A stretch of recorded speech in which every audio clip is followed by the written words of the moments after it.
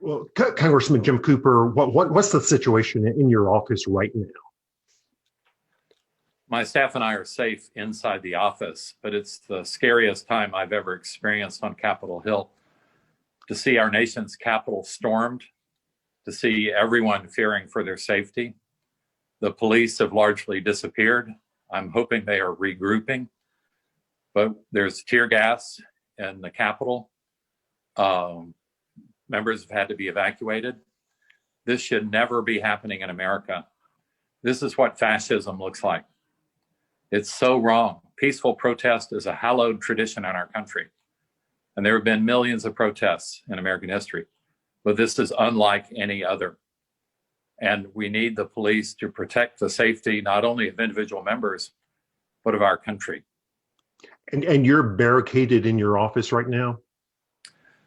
Every member is told to shelter in place in the office.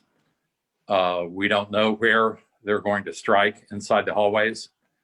We don't know if they are armed. We hope and pray they are not. But given the level of violence that we're able to see on TV right now, you really have to be prepared for anything. And have you been told that perhaps some of the protesters are armed? We have been told to prepare for anything. We don't know, but it looks as if, the windows broken, doors forced open, metal detectors evaded. All the traditional protocols of Capitol Hill have been voided. The police are so heavily outnumbered, they've largely retreated and disappeared, at least for the time being. The Capitol is a very secure and normally protected place, but it's not today.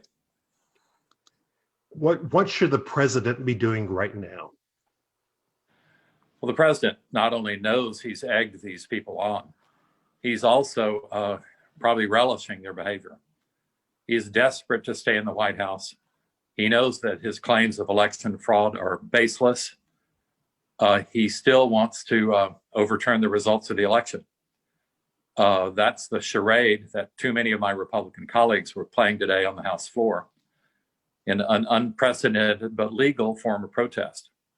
But to have their followers literally storm the US Capitol and make this look like a banana republic, that's shameful for our country. This will go down as one of the low points in all of American history.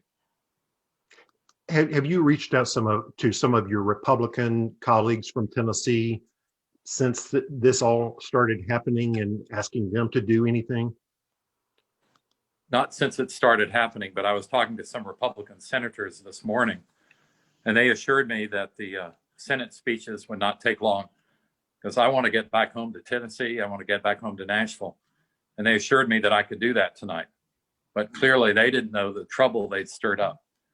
They thought they were being harmless to encourage, this level of protest, this level of anger.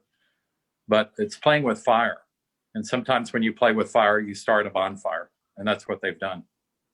What would you say to Senator Marsha Blackburn, to Senator Haggerty, to your House Republican colleagues right now? I'm extremely disappointed that they joined in the letter to contest the election, but that's their decision. They're independently elected.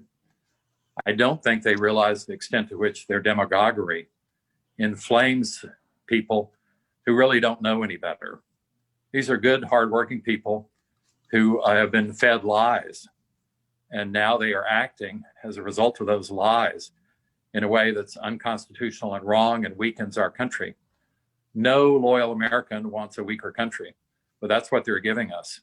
And that's why this level of violent protest, this level of fascism is terribly harmful for our country.